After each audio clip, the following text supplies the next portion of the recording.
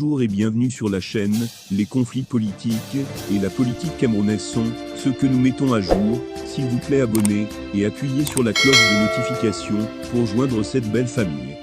Des concurrents de Franck Biya ont décidé de passer à l'action.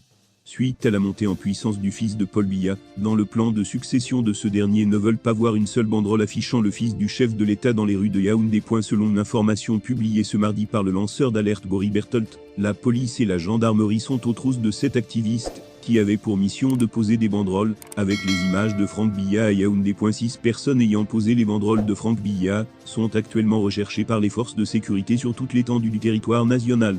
Rappelons que ces banderoles ont été enlevées sur instruction du directeur du cabinet civil, Samuel Mvondo Eyolo, quelques heures avant l'arrivée du président français, Emmanuel Macron à Yaoundé, écrit le journaliste lanceur d'alerte. Macron n'a visiblement pas de temps à perdre au Cameroun.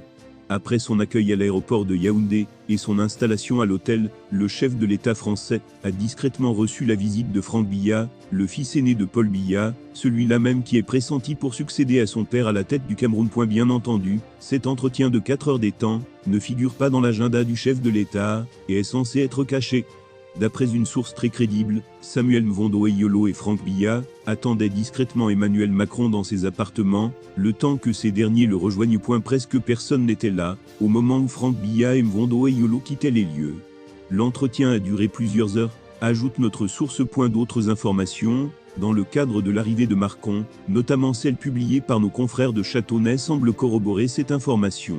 En effet, dans un article publié, il y a quelques heures, nos confrères affirment que le fils aîné de l'homme du renouveau a d'ailleurs été vu avec le directeur du cabinet civil Samuel Mvondo Eyolo peaufinant les préparatifs ce 25 juillet. Tout semble indiquer son influence sur les collaborateurs et sa montée en puissance dans la succession du père de la nation, un gré à gré dont ne veut pas entendre parler certains leaders de l'opposition à l'instar de Maurice Kamto.